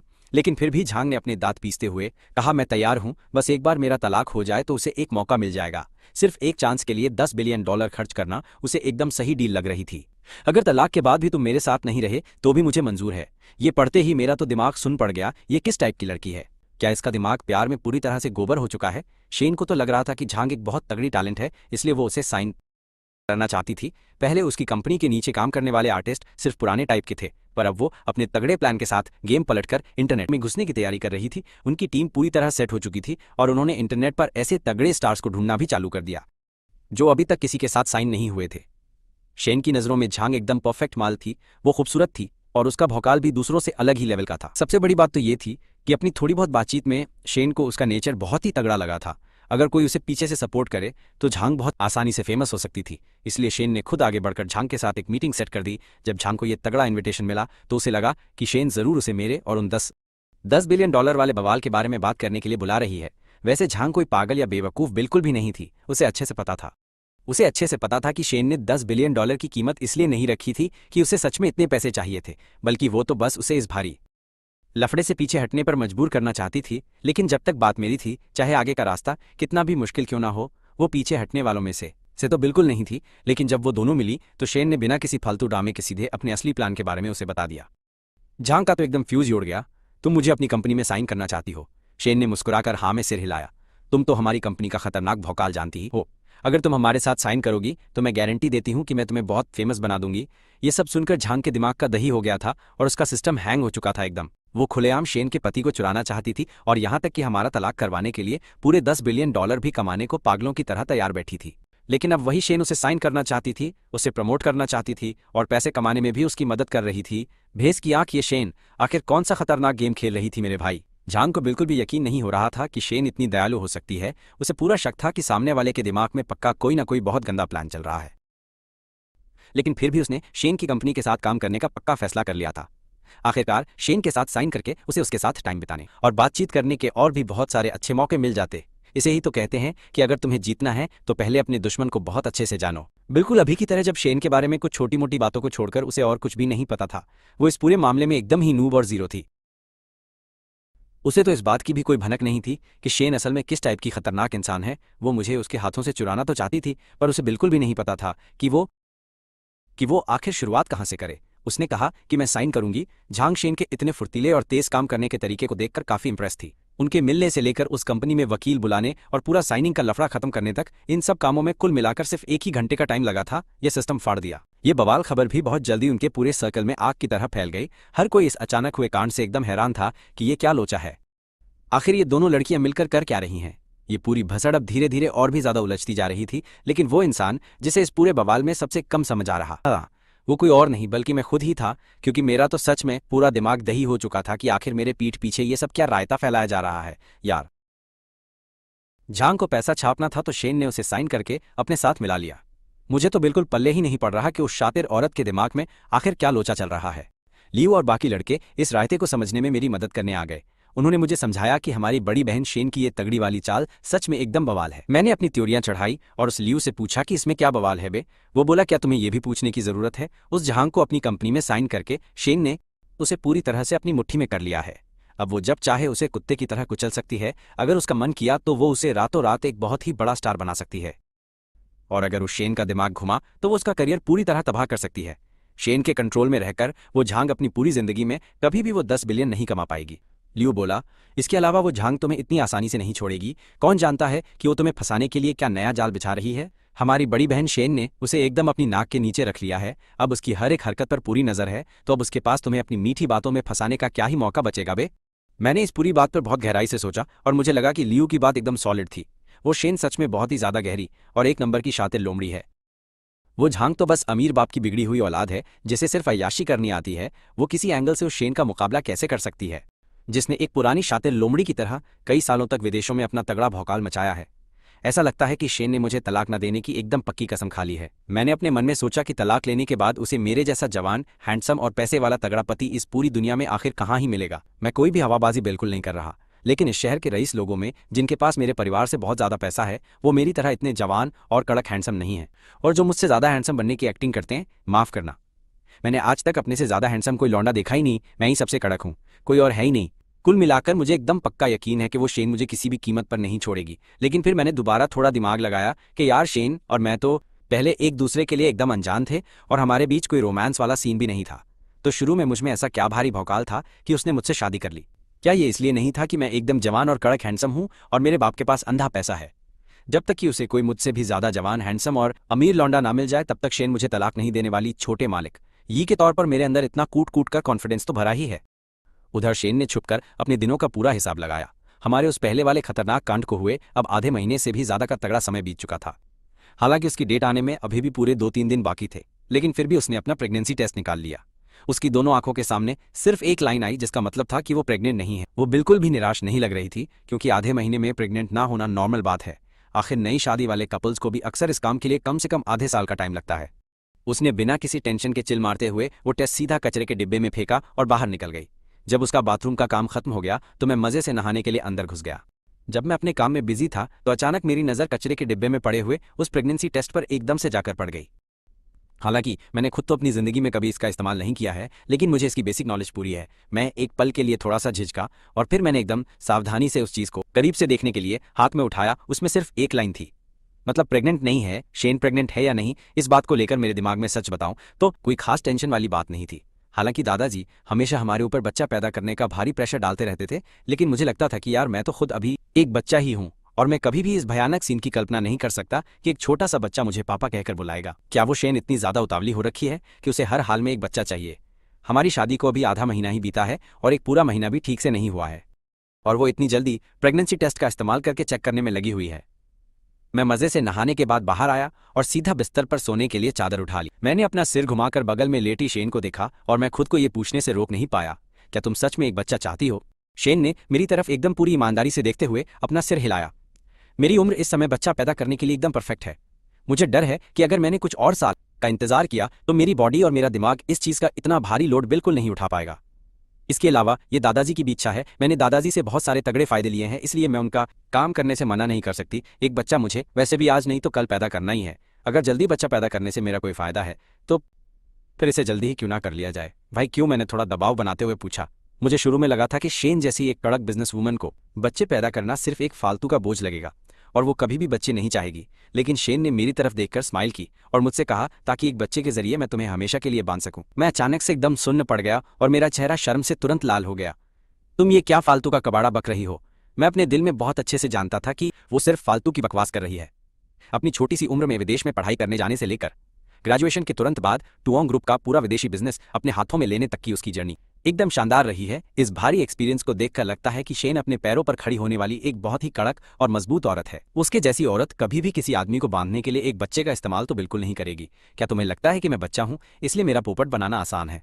मैंने उसे एकदम चिढ़ते हुए घूर कर देखा। तुम हमेशा या तो मेरे मजे लेती हो या मुझे बेवकूफ बनाती हो। क्या तुम कभी मेरे साथ लॉयल रही भी हो? नहीं, शेन ने मुस्कुराते हुए एकदम कड़क जवाब दिया। ये सुनकर मेरे चेहरे के भाव थोड़े नरम पड़ गए। आखिर किसने सोचा था कि शेन तुरंत अपनी बात में ये भी जोड़ देगी कि सिर्फ छोटे बच्चों का पोपट बनाना ही आसान नहीं होता, बल्कि जब तक वो एक आदमी है उन सबका पोपट बनाना एकदम बच्चों का खेल है। मेरी तो बोलती ही पूरी तरह से बंद हो गई। उसकी बात सुनकर ऐसा लगा जैसे उसकी नजरों में सारे आदमी एकदम ढक्कन और बेवकूफ हैं। क्या तुमने ऐसे ही बहुत सारे आदमियों का पोपट बनाया है? मैंने उसे घूरते हुए सीधा सवाल दाग दिया। मुझे हमेशा लगता है कि रोमांस के मामले में उसका एक्सपीरियंस अनबिलीवेबल है। वो इसमें इतनी प्रो है कि जब वो मेरे मजे लेती है तो उसके पास एक से बढ़कर एक पैंतरे होते हैं। बिल्कुल नहीं, शेन ने अपना सिर हिलाया। बाकी आदमी इतने खास नहीं है कि मैं उन्हें बेवकूफ बनाने में एनर्जी वेस्ट करूं। उसने एकदम चिल होकर बोला। मैं बस उसे एकदम सीधा घूरता ही रहा। वो अचानक मेरे करीब आ गई और उसका कतई जहर खूबसूरत चेहरा लगभग मेरे चेहरे से टकराने ही वाला था। मैं अपने आप ही अंदर से थोड़ा पीछे खिसकना चाहता था, लेकिन मुझे लगा कि ये तो एकदम फट्टू वाली हरकत होगी, इसलिए मैं वहीं रुक गया और जिद के साथ उसे घूरने लगा। लेकिन मेरे कान बेशर्मों की तरह एकदम लाल हो गए थे। मैं सिर्फ तुम्हारा पोपट बनाती हूँ, शेन ने बहुत ही प्यार से कहा। उसने ये सब जानबूझकर किया था। उसकी आवाज बहुत ही ज्यादा धीमी थी और वो बहुत आराम से बात कर रही थी। उसकी सांसें मुझे अपनी तरफ खींच रही थी। आखिर क्यों? मैंने एकदम घबराते हुए उससे पूछा। एकदम फट के हाथ में आ गई थी भाई। मैंने बोला तू ही बता दे। शेन ने मेरी आंखों में देखकर हल्की सी स्माइल मारी। मेरा सिस्टम हैंग हो रहा था और दिल एकदम जोर से धड़क रहा था, जैसे अभी सीना फाड़ कर बाहर आ जाएगा। मेरी उंगलियों ने कुर्सी के पीछे वाले हिस्से को एकदम कस के पकड़ लिया। मेरा चेहरा शर्म से लाल था और मेरी शेन मुझे इस हालत में देखकर अंदर ही अंदर मजे ले रही थी। उसे मेरा ये भोलापन और कच्ची उम्र वाली घबराहट सच में बहुत ज्यादा प्यारी और कतई जहर लग रही थी भाई। दुनिया की सबसे खूबसूरत चीज यही है। उसने मौके पर चौका मारा और प्यार से मेरे होठों को चूमा। उधर झांग ने अपना एक बहुत ही सिंपल सा वीडियो रिकॉर्ड कर ही लिया। उसने तो इस छोटे से वीडियो की स्क्रिप्ट भी खुद से नहीं सोची थी। उसने सीधा इंटरनेट के सबसे बड़े और मशहूर फोटोग्राफर की पूरी स्टाइल को बेशर्मों की तरह कॉपी किया। उसके कपड़े सच में कतई जहर लग रहे थे और वो खुद भी एकदम बवाल दिख रही थी। उसकी कंपनी ने इस वीडियो को वायरल करने के लिए पैसे देकर फेक ट्रैफिक भी खरीदा। इस एक वीडियो ने झांग को रातों रात स्टार बना दिया और उसके लाखों फैन बन गए। इंटरनेट के इस जमाने में ये बात कोई लंबी चौड़ी हवाबाजी बिल्कुल नहीं है। पुराने टाइम में तो पहली जनरेशन की कोई भी छपरी इंटरनेट सेलिब्रिटी सिर्फ अपनी स्कर्ट हवा में उड़ाने का एक छोटा सा वीडियो डालकर ही करोड़ों दीवाने लौंडों को अपना पक्का फैन बना ही लेती थी मेरे भाई। वो झांग इंटरनेट पर फेमस होने के तुरंत बाद अपना भौकाल दिखाने सीधा शेन के पास पहुंच गई और बोली, आज रात मैं तुम्हें खाना खिलाऊंगी और अपने साथ उस जुआन को भी लेकर जरूर आना भाई। शेन को खाना खिलाने वाली बात तो सिर्फ एक फालतू का बहाना थी। असल में तो वो शातिर बंदी बस मुझे देखना चाहती थी और शेन ने इस पूरे गेम को एकदम अच्छे से भांप लिया। ये झांग भी एकदम बवाल है। तुम मुझे खाना खिला रही हो और मुझसे ही बोल रही हो कि मैं अपने पति को लाऊं। क्या तुम सच में मुझे इतना ज्यादा डम समझती हो कि मैं तुम्हारे और मेरे पति के बीच लाइन मारने का मौका बनाऊं? क्या तुम्हें लगता है मैं ये कचरा करूंगी? शेन को बिल्कुल पल्ले नहीं पड़ा कि ये बंदी आखिर क्या फूंक कर आई है। झांग को भी अच्छे से पता था कि उसकी डिमांड एकदम फालतू है, लेकिन बेचारी के पास कोई और जुगाड़ नहीं था। पहले वो अक्सर आराम से मेरे दर्शन कर लेती। हम आराम से साथ खाते पीते और खूब ऐश मारते थे, लेकिन अब तो मैं उसके किसी मैसेज का रिप्लाई तक नहीं करता, तो उसके साथ बाहर जाकर डिनर करने का तो सवाल ही नहीं पैदा होता। शेन ने उससे एकदम चिल होकर पूछा कि हम लोग डिनर करने कहाँ जा रहे हैं। यह सुनकर झांग का दिमाग एक पल के लिए सुन्न पड़ गया। उसे तो पक्का यकीन था कि शेन उसे सीधा मना कर देगी। उसने पूछा, तुम मान गई? शेन ने अपना सिर हिलाया और स्वैग में कहा, हाँ। झांग ने घबराते हुए पूछा कि क्या जुआन भी साथ चलेगा? शेन ने उसकी तरफ देखा और स्माइल करते हुए बोली, अगर तुम उसे नहीं बुलाना चाहती तो कोई चक्कर नहीं है। अरे नहीं, मैं सच में उसे अपने साथ बुलाना चाहती हूँ, झांग ने एकदम हड़बड़ी में कहा। उसे अंदर ही अंदर डर लग रहा था कि कहीं शेन अचानक से अपना मन न बदल ले, इसलिए उसने तुरंत टाइम और जगह बताई और वहां से एकदम कल्टी मार ली। उसे लगा कि अगर वो जरा सी भी लेट हुई तो शेन पक्का अपना फैसला तुरंत बदल लेगी। शेन ने उसे वहां से धूम दबाकर भागते हुए देखा और जोर से हंसी। उसकी नजरों में झांग सच में एक बहुत ही बवाल और इंटरेस्टिंग बंदी थी, एकदम प्यारी और मासूम सी लड़की। इतनी खूबसूरत और कड़क वाइब वाली बंदी होने के बाद भी मुझे वो बिल्कुल पसंद नहीं है। तो फिर मुझे असल में किस टाइप की लड़कियां पसंद हैं? भाई, शेन ने मुझे वीचैट पर सीधा एक मैसेज चिपकाया। हालांकि हम दोनों ने एक दूसरे को बहुत पहले ही वीचैट पर ऐड कर लिया था, लेकिन हमने कभी ज्यादा बातचीत नहीं की थी। मैंने चैट खोली और हमारा इनबॉक्स अभी भी एकदम खाली पड़ा था। उसने लिखा था कि मैं आज रात तुम्हें तुम्हारी कंपनी से पिक कर लूंगी, चलो साथ में डिनर करते हैं। मैं उस टाइम काम में बिजी था और मैं खुद को रोक नहीं पाया और ये मैसेज देखकर मेरा सिस्टम हैंग हो गया। ये मेरी जिंदगी में पहली बार था जब शेन ने सामने से मुझे मैसेज किया था, वो भी सीधा मुझे डिनर पर ले जाने के लिए। भाई, मेरी तो ऑफिस से छुट्टी होने ही वाली थी, इसलिए मैं जानबूझकर बाथरूम में गया और अपने लुक को एकदम कड़क तरीके से सेट किया। फिर मैंने टाइम का हिसाब लगाया और सीधे अपनी कंपनी के मेन गेट पर जाके उसका वेट करने लगा। ये एकदम करेक्ट छुट्टी का टाइम था। भी कंपनी के बहुत सारे लोगों ने मुझे एक औरत की महंगी कार में बैठते हुए देख लिया, पर बेचारों को मेरा उसके साथ असली रिश्ता बिल्कुल नहीं पता था कि वो मेरी दोस्त है या छोटे मालिक की हॉट बंदी। शेन ने एक शब्द भी नहीं बोला, वो पूरे फोकस के साथ कार चलाती रही। मुझे लगा कि हम दोनों के एकदम खामोश रहने से माहौल थोड़ा सा अजीब और डरावना हो गया है। मैंने अपना गला साफ करते हुए उससे सीधा पूछा कि आखिर हम कहाँ जा रहे हैं। शेन ने एकदम चिल होकर सिर्फ 3 शब्द बोले, पिनवेई झाई। ये सुनते ही मेरे तो तोते उड़ गए। पिनवेई झाई? क्या ये मेरा सबसे फेवरेट और तगड़ा वाला रेस्टोरेंट नहीं है भाई? क्या ऐसा हो सकता है कि उसने इसे खास मेरे लिए चुना हो? मैंने खुशी से अपने होंठ दबाए और अंदर ही अंदर मेरा दिल गार्डन गार्डन हो गया। पूरे 40 मिनट के बाद हम दोनों एकदम स्वैग रेस्टोरेंट में शानदार एंट्री मारी। मैंने मस्ती में पूछा, क्या कोई और भी आ रहा है? असल में मैं बहुत खुश था क्योंकि पहली बार मैं उसके साथ अकेले डिनर करने वाला था। शेन ने अपना सिर हिलाया। हाँ, मेरी कंपनी की एक आर्टिस्ट भी यहीं है। ये सुनते ही मेरा तो फ्यूज उड़ गया, लेकिन फिर तुरंत ही मुझे एक बहुत बड़ी और तगड़ी खुशी महसूस होने लगी। मुझे अपनी आर्टिस्ट से मिलवाने का सीधा मतलब तो यही है ना कि वो हमारे रिश्ते को पब्लिक कर रही है। मैंने अपने चेहरे की वो चौड़ी वाली स्माइल छुपाने की पूरी कड़क कोशिश तो की। मैं एकदम उसके पीछे पीछे प्राइवेट रूम तक गया, लेकिन जैसे ही उस रूम का दरवाजा खुला, मेरे चेहरे की वो खुशी वाली स्माइल एकदम झटके से शून्य पड़ गई भाई। उस छोटे से रूम में सिर्फ एक ही बंदी मौजूद थी। जब झांग की नजर मुझ पर पड़ी तो वो खुशी से उछल पड़ी और बोली, जुआन तुम आ गए। मैंने झटके से अपना सिर घुमाया और शेन को घूरने लगा। मेरी आंखों में फुल सवाल थे, क्या यही तुम्हारी कंपनी की आर्टिस्ट है? शेन के चेहरे का एक्सप्रेशन रत्ती भर भी नहीं बदला था। भाई, क्या तुम्हें नहीं पता कि उसने मेरी कंपनी के साथ कॉन्ट्रैक्ट साइन किया है? मुझे सब पता था, लेकिन पल्ले नहीं पड़ रहा था कि हम दोनों के बीच ये कबाब में हड्डी कहाँ से टपक पड़ी भाई। ऐसा बिल्कुल नहीं था कि शेन को मेरे लिए झांग की फीलिंग्स का पता नहीं था। जब मेरा माथा ठनक ही रहा था, तभी शेन ने एकदम से एक बम फोड़ दिया और बहुत ही कैजुअल तरीके से मुझे कहा, आज झांग ही हम दोनों को अपनी तरफ से डिनर करवा रही है। क्या मेरा तो दिमाग हिल गया भाई। मेरा खाली दिमाग एकदम से सुन पड़ गया। मुझे डिनर पर शेन ने नहीं, बल्कि उस झांग ने अपना नया वाला जाल बिछाकर बुलाया था मेरे भाई। तो इसका मतलब मेरा ये फेवरेट रेस्टोरेंट भी इसी झांग ने ही बुक किया था। ये समझते ही मेरा पूरा चेहरा सफेद पड़ गया और मैं एक हारे हुए फट्टू मुर्गे की तरह लटक गया। नीचे देखने लगा। मुझे भयंकर वाला गुस्सा आ रहा था, लेकिन फिर भी मैं बैठ गया। मैंने एकदम इग्नोर मारते हुए अपना फोन निकाला और एक भी शब्द नहीं बोला मेरे भाई। झांग ने मुझे देखकर स्माइल की और मेन्यू पकड़ाते हुए बोली, जुआन मैंने पहले ही तुम्हारी पसंद की कुछ तगड़ी डिशेज ऑर्डर कर दी हैं भाई, तुम खुद देख लो कि क्या तुम्हें कुछ और भी मंगाना है। मैंने वो मेन्यू लिया, उसे बस एक नज़र देखा और फिर एकदम खड़ूस बनकर बोला कि तुमने जो भी डिशेज मंगाई हैं, मुझे उनमें से कोई भी पसंद नहीं है। ये सुनते ही झांग की स्माइल उसके चेहरे पर ही सुन्न पड़ गई। नामुमकिन वो सालों से मुझ पर लट्टू और उसे मेरी सारी पसंद नापसंद एकदम रटी हुई थी। उसे तुरंत समझ में आ गया कि मैं जानबूझकर ये सारा कचरा कर रहा हूं मेरे भाई। मैं फुल इंटेंशन के साथ उसके लिए चीजें मुश्किल बना रहा था। उसकी आंखें तुरंत उदास हो गईं और वो अंदर से टूट गईं, लेकिन मैंने उसे भाव तक नहीं दिया और एकदम इग्नोर मारा। मैंने सीधा वो मेन्यू उठाकर शेन के सामने रख दिया और बोला, तुम ही कुछ ऑर्डर कर दो, तुम्हें तो पता ही नहीं कि मुझे क्या खाना पसंद है। मैंने सिर उठाया और एकदम सीधे बोला, तुम जो भी मंगाओगी मैं वही खा लूंगा। जब शेन ने अपना ऑर्डर पूरा किया तो उस प्राइवेट रूम में एकदम श्मशान जैसी खौफनाक शांति छा गई। झांग आज एकदम कतई जहर और बवाल बनकर आई थी, लेकिन इस वक्त उसकी हालत एकदम खटिया खड़ी होने जैसी थी। वो वहां से खिसकना चाहती थी, लेकिन उसमें हिम्मत ही नहीं थी। उसे डर था कि कहीं मैं और ज्यादा ना भड़क जाऊं और फ्यूचर में वो मेरी शक्ल भी ना देख पाए। उसने अपने आंसू रोके और एकदम धीमे से बोली, अगर तुम्हें ये डिशेस पसंद नहीं है तो मैं आगे से कभी भी इन्हें ऑर्डर नहीं करूंगी। मैंने अपना मुंह बंद रखा और कोई भी जवाब नहीं दिया। मेरा मूड इस वक्त एकदम ही सत्यानाश हो चुका था मेरे यार। मैं बस किसी पर भी अपना पूरा गुस्सा निकालना चाहता था। बहुत ही जल्दी सारा खाना टेबल पर आ गया, जो डिशेस झांग ने ऑर्डर की थी और जो चीजें शेन ने खास मंगाई थी भाई, उनसे पूरी की पूरी टेबल भर चुकी थी। मैंने झांग की उस उम्मीद और घबराहट वाली नजरों के सामने अपनी चॉपस्टिक्स को एकदम स्वैग में उठाया भाई, और एकदम सटीक तरीके से उसी खाने को उठाया जिसे शेन ने खास ऑर्डर किया था। जहां तक बात झांग के मंगाए हुए खाने की है, मैंने तो उसे बिल्कुल भी नहीं देखा। शुरू से लेकर आखिरी तक एक बार मुड़कर भी नहीं देखा। पूरी की पूरी दावत के दौरान मैंने सिर्फ और सिर्फ वही चीजें खाई जो मेरी शेन ने मंगाई थी भाई।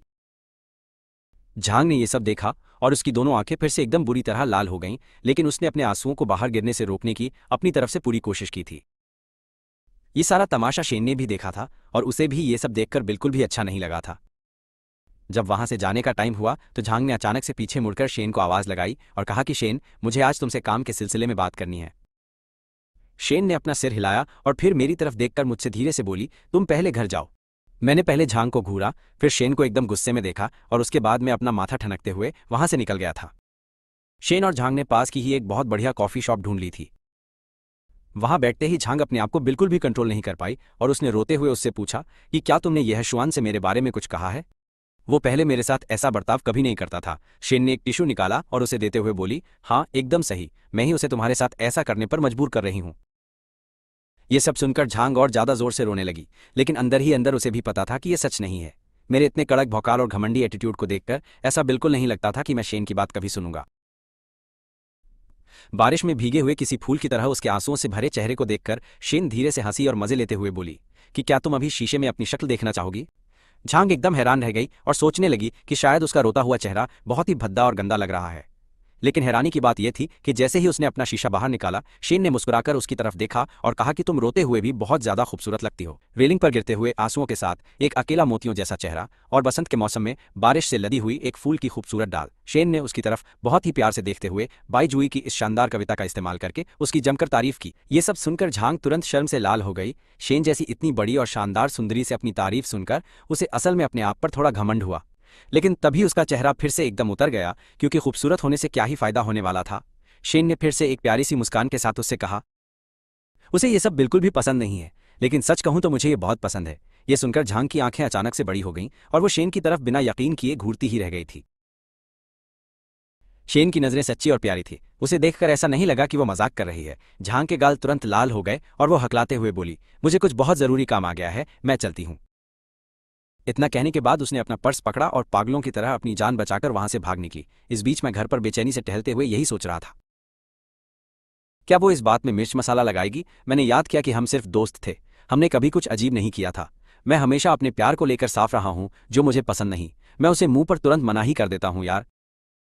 मैंने कभी भी किसी को झूठी उम्मीद नहीं दी थी। ये सब सोचकर मुझे अपने अंदर थोड़ा सा सुकून महसूस हुआ था। जब शेन वापस लौट कर आई तो मैंने उसे घूरते हुए देखा कि उसके चेहरे के हाव भाव एकदम नॉर्मल थे और उसके चेहरे पर खुशी या गुस्से का कोई भी नामो निशान बिल्कुल नहीं था यार। मैंने धीरे से अपना गला साफ किया और उससे पूरी बात उगलवाने की कोशिश करते हुए पूछा कि झांग ने आखिर तुमसे क्या कहा था। तो शेन ने बहुत हल्के में अपना जवाब दिया कि बस काम की कुछ जरूरी बातें थीं यार। मुझे उसकी इस बात पर बिल्कुल भी यकीन नहीं हुआ। भला काम की बातों को बाहर ऐसे अकेले में डिस्कस करने की क्या जरूरत थी मेरे भाई साहब। मैं लगातार उसे घूरता रहा क्योंकि मुझे हर हाल में अपना जवाब चाहिए था। शेन अचानक से मुस्कुराई और बोली, यशवान तुम सच में एक बहुत ही ज्यादा अच्छे इंसान हो मेरे प्यारे पतिदेव। मैं एकदम हैरान रह गया और मेरे गाल धीरे धीरे लाल होने लगे थे। उसने अचानक मेरी तारीफ क्यों की। अगले ही पल शेन मेरे पास आई और थोड़ा सा पंजों पर खड़ी होकर अपनी बाहें मेरी गर्दन में डाली और एक बहुत ही प्यारा सा गर्म चुम्बन मेरे होठों पर रख दिया। मैं पूरी तरह सुन पड़ गया था और मेरा दिमाग एकदम खाली था। अच्छे लोगों को तो हमेशा एक तगड़ा इनाम मिलना चाहिए। इतना कहकर वो घूमी और सीधा बाथरूम में चली गई और मुझे लाल गालों के साथ एकदम अकेला छोड़ दिया।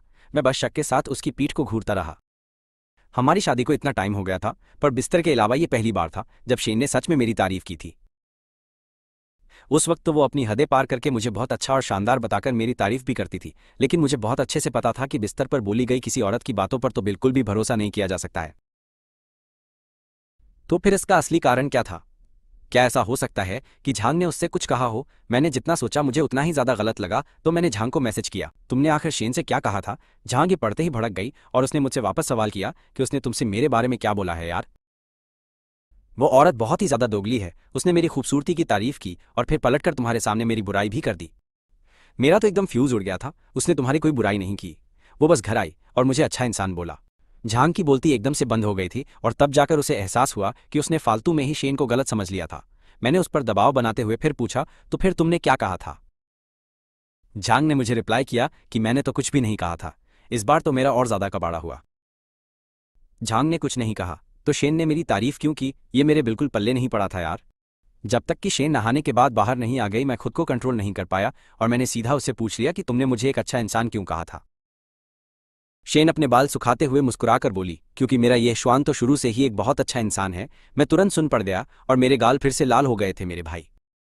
उसने सच में मुझे यह श्वान कहकर बुलाया था। मैं इतनी ज्यादा शर्मिंदगी को बिल्कुल भी बर्दाश्त नहीं कर सकता था, इसलिए मैं नहाने का बहाना बनाकर अपनी जान बचाते हुए वहां से सीधा बाथरूम में भाग गया था। मेरे पीछे से शेन बहुत ही आराम से बोली कि तुम अपना नहाना खत्म करके जल्दी बाहर आना, मैं तुम्हें इनाम दूंगी। कैसा इनाम। मैंने उसकी तरफ देखने के लिए अपना सिर घुमाया, लेकिन शेन ने बिना कुछ बताए बस एक बहुत ही रहस्यमयी सी मुस्कान मेरी तरफ पास की। अपने मन में बहुत सारे शक और थोड़ी सी बेताबी को लेकर मैं अपने लाल चेहरे के साथ बाथरूम में घुस गया। मैं पागलों की तरह बस यही सोच रहा था कि आखिर शेन मुझे कौन सा इनाम देगी। पिछला इनाम तो एक प्यारा सा चुंबन था, तो फिर शायद इस बार कोई बहुत ही बड़ी बात होने वाली थी। इस बारे में सोचकर ही मैं तुरंत एक्साइटेड हो गया और मैंने बहुत ही जल्दी से नहाकर खुद को एकदम साफ किया। बाथरूम की भाप की वजह से बाहर आते समय मेरा पूरा शरीर लाल हो चुका था और मैं बहुत ज्यादा शर्माया हुआ था। जैसे ही मैंने अपनी नजरें ऊपर उठाई, मैंने देखा कि शेन एक काले रंग का स्पैगेटी स्ट्रैप वाला नाइट गाउन पहनकर आराम से बिस्तर पर बैठी है। उसके लंबे बाल बहुत ही हॉट और कातिलाना तरीके से फैले हुए थे। उसने मुझे देखा और अपने लाल होठों को हल्का सा घुमाकर अपनी एक उंगली से मुझे अपनी तरफ इशारा करते हुए प्यार से कहा कि तुम इधर आ जाओ। ये देखकर मेरे दिल की धड़कन बहुत तेज हो गई और मेरे कदम रुक गए। मैं धीरे धीरे उसकी तरफ बढ़ा और आखिरकार उस बिस्तर के पास जाकर खड़ा हुआ। शेन ने फिर से अपनी उंगली से मुझे इशारा किया और मुझे नीचे झुकने के लिए कहा। मैंने भी एक बहुत ही अच्छे बच्चे की तरह सिर झुकाया। अगले ही पल शेन ने अपने हाथों से मेरी गर्दन को पीछे से पकड़ लिया और अपनी मीठी सी सांसों के साथ मुझसे पूछा कि तुम्हें क्या इनाम चाहिए। मैं भारी आवाज में बस उसे ही घूरता रहा था। क्या मैं अपनी मर्जी का कोई भी इनाम मांग सकता हूं? हाँ, शेन ने प्यार से सिर हिलाया। मेरा गला सूख रहा था और मेरी आवाज एक्साइटमेंट के मारे कांप रही थी। मैंने कहा, मुझे वो चाहिए जिसके लिए तुमने कल रात मुझे मना किया था। शेन ये सुनकर एकदम हैरान रह गई और उसका मुस्कुराता हुआ चेहरा तुरंत शर्म से लाल हो गया। उसने कुछ नहीं कहा और बस अपनी नजरें चुराकर दिल ही दिल में इस बारे में सोचने लगी। उसे लगा कि वो ये नहीं कर पाएगी, इसलिए मना कर दिया, पर उसे बिल्कुल उम्मीद नहीं थी कि ठुकराए जाने के बाद भी मैंने हार नहीं मानी और आज फिर से वही भसड़ छेड़ दी। और आज फिर मैंने वही बात छेड़ दी थी। उसे अचानक मुझे इनाम देने पर बहुत पछतावा हुआ। मैंने उसे मना करने का कोई मौका बिल्कुल नहीं दिया था बॉस। जैसे ही वो कुछ बोलने के लिए मुंह खोलने वाली थी, मैंने सीधा उसके होठों को चूम लिया और अपने इस एक्शन से उसकी वो सारी बातें बंद कर दी जो वो कहना चाहती थी।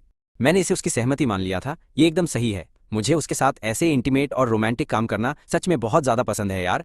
ये सिर्फ जिस्मानी मजा नहीं है, बल्कि आत्मा को सुकून देने वाली एक बहुत तगड़ी फीलिंग है। हालांकि असल जिंदगी में उसने मुझे अपनी उंगलियों पर पूरी तरह से नचा रखा है। वो उम्र में मुझसे सिर्फ 5 साल ही बड़ी है, लेकिन उसके अंदर जो समझदारी और एकदम कड़क वाली शांति दिखती है, उसे देखकर ऐसा लगता है जैसे वो सच में बहुत ही ज्यादा मुझसे 25 साल बड़ी हो। उसके सामने मैं एकदम एक छोटे बच्चे की तरह हूँ। वो सिर्फ अपनी कुछ ही बातों से मुझे बहुत बुरी तरह भड़का सकती है एकदम, और सिर्फ कुछ ही शब्दों से वो मुझे फुसला भी सकती है। उसकी सिर्फ एक नज़र मुझे पूरी तरह से नर्वस और बेचैन करने के लिए काफ़ी होती है। सच, आई परिवार का एकदम घमंडी और सबसे खूंखार ओजी टाइप का वारिस आज एक औरत की उंगलियों पर पूरी तरह से नाच रहा है और उसके प्यार में लट्टू हो गया है। मैं इस बात से बिल्कुल भी खुश नहीं हूं, लेकिन बिस्तर में ये पूरा गेम उल्टा हो जाता है। वहां मैं ही सबका असली बाप और सबसे बड़ा राजा हूं। मेरा ही सिक्का चलता। वो मेरी ताकत के सामने कहीं नहीं टिक पाती है। वो सिर्फ बार बार मुझसे रहम की भीख मांग सकती है, लेकिन मेरे लिए अभी भी इतना काफी नहीं है। मैं जो चाहता हूं वो सिर्फ बिस्तर में उसे नचाना नहीं है, बल्कि मैं असल जिंदगी में भी सबसे आगे रहना और अपने इस गेम को लीड करना चाहता हूं। आखिर किस हक से मेरी सेल्फ रिस्पेक्ट को एक औरत के पैरों तले कुचला जाना चाहिए? इसलिए मैं अपने एक भाई जिनचिंग के पास गया, जिससे मैं बहुत ज्यादा करीब हूं एकदम। ये बंदा एक कुख्यात और तगड़ा प्लेबॉय है जो औरतों को ऐसे बदलता है जैसे वो अपने पुराने और गंदे कपड़े बदल रहा हो। सच में यार, लेकिन हैरानी की बात यह है कि उसकी हर बंदी उसे पागलों की तरह प्यार करती है और ब्रेकअप के बाद भी उसे बचाती है। मुझे किसी तरह उसका ये तगड़ा वाला राज जानना है। मैंने बड़ी इज्जत से उससे एक सलाह मांगी और पूछा कि भाई जिन चेंग, तुम आखिर अपनी एक्स गर्लफ्रेंड्स को अपनी उंगलियों पर कैसे नचाते हो? यार मुझे भी बता। जिन चेंग बहुत गंदी और ठरकी हंसी हंसा और बोला, क्यों, क्या तुम शेन किंग्क्यू को अपनी उंगलियों पर नचाना चाहते हो? मैंने बिना एक पल गवाए तुरंत इस बात से इनकार किया। नहीं। जिन चेंग जोर से हंसा और उसकी बातों ने मुझे बिजली के झटके की तरह हिला दिया। उसने कहा कि असल में मैंने उन्हें नचाने के बारे में कभी सोचा ही नहीं। वो खुद अपनी मर्जी से मेरी उंगलियों पर नाचने के लिए तैयार रहती हैं। क्यों? जिन चेंग ने मेरी तरफ गहराई से देखा और बोला, क्योंकि वो लड़कियां मुझसे प्यार करती हैं यार। प्यार में जो इंसान सबसे ज्यादा मोहब्बत करता है वो हमेशा समझौता करता है और झुकता है, जब तक कि वो पूरी तरह से सामने वाले की उंगलियों पर ना नाचने लगे। जबकि जो इंसान बिल्कुल प्यार नहीं करता, जो उतना प्यार नहीं करता, वो हमेशा शांत और एकदम ठंडा ही रहता है। यीचुआन, अगर तुम किसी रिश्ते में रहकर भी कभी खुद को नहीं बदलते हो, तुम्हारे अंदर कोई इमोशनल उतार चढ़ाव नहीं आते हैं, तो ये साबित करता है कि तुम सामने वाले से प्यार नहीं करते हो। इस बात ने मुझे पूरी तरह हिला दिया यार। मुझे अचानक याद आया कि शादी के बाद मैं एकदम बदल गया था और खुद जैसा नहीं रहा। जब वो बिजनेस ट्रिप पर जाती थी तो मुझे भयंकर गुस्सा आता था। मुझे भयंकर आग लगती थी क्योंकि उसने किसी दूसरे आदमी के साथ डिनर किया था। मेरे सारे इमोशंस एक रोलर कोस्टर की तरह थे जिसे वो पूरी तरह कंट्रोल करती थी। और वो क्या करती है? वो हमेशा शांत रहती है, एकदम बर्फ की तरह ठंडी, और वो कभी भी मेरे लिए खुद को बिल्कुल नहीं बदलती है भाई। इसलिए मेरे दिमाग में एक ऐसा भयानक ख्याल आया जिसने मेरी हवा टाइट कर दी थी। क्या ऐसा हो सकता है कि जो इंसान उससे पागलों की तरह प्यार करता है वो मैं हूं? सच, नामुमकिन। ये तो बिल्कुल ही नामुमकिन है यार। हम सिर्फ अपने खानदान के वंश को आगे बढ़ाने के लिए एक कमर्शियल और बिजनेस वाली झूठी शादी के रिश्ते में बंधे हुए हैं। सच में वो बिल्कुल भी मेरे टाइप की बंदी नहीं है। मेरा टाइप तो कुछ और है। आखिर मेरा टाइप क्या है, मैं कुछ भी सोच ही नहीं पा रहा था। जिन चैंग की अजीब सी आवाज ने मेरी सोच को बीच में ही रोक दिया। क्या तुम सच में उस बंदी के प्यार में पड़ गए हो मेरे भाई? मुझे अचानक से होश आ गया और मेरा चेहरा तुरंत शर्म से लाल हो गया। मैंने बहुत हड़बड़ी में और तेजी से जवाब देते हुए कहा कि नहीं, बिल्कुल नहीं। मैं जितना ज्यादा ऐसी नौटंकी कर रहा था, जिन चेंग की मुस्कान उतनी ही गहरी होती जा रही थी और मेरा चेहरा शर्म से और गर्म हो गया यार। जिन चेंग बहुत जोर से हंसा और उसने मेरी पीठ थपथपाई। उसका टोन एकदम चिल था। उसने कहा कि उसे पसंद करने में कोई शर्म की बात नहीं है, और मैं तुरंत एकदम चुप हो गया। सच में किसी को पसंद करना कोई शर्म की बात नहीं है, लेकिन मुझ जैसे आई परिवार के शानदार और ओजी वारिस को जो पसंद है वो बदले में मुझे बिल्कुल भी पसंद नहीं करती है यार। ये मेरे लिए बहुत भयंकर बेइज्जती वाली बात है। मैं कब से इस एक तरफा प्यार में पड़ गया हूँ भाई। जब मैं प्यार करता हूँ तो मुझे हर हाल में उस पर अपना हक चाहिए। जिन चेंग ने तगड़ा ताना मारा, तुम अभी छोटे हो, तुम्हें नहीं पता कि वो स्कूल के दिनों में कितनी ज्यादा पॉपुलर थी। सच में 100 लड़कों वाले स्कूल में कम से कम 80 लड़के उसे पसंद करते थे। मैंने बिना सोचे समझे तुरंत कहा कि भाई जिन चेंग, ये तो तुम बहुत ज्यादा ही बढ़ा चढ़ाकर बोल रहे हो। लेकिन वो हंसा और बोला कि ये तो मैंने बहुत कम बताया है। जरा सोचो, तुम्हारे इस पहले प्यार की छोटी सी और कच्ची उम्र में अगर स्कूल में एक बहुत ही सुंदर और अच्छी फिगर वाली बंदी हो, जो पढ़ाई में भी एकदम टॉप पर हो और उसका नेचर भी एकदम सही हो, जो लगभग एक परफेक्ट लड़की हो, तो क्या तुम उसे पसंद नहीं करोगे? अगर वो जल्दी विदेश नहीं गई होती तो उसके घर के बाहर आशिकों की भारी भीड़ लग जाती।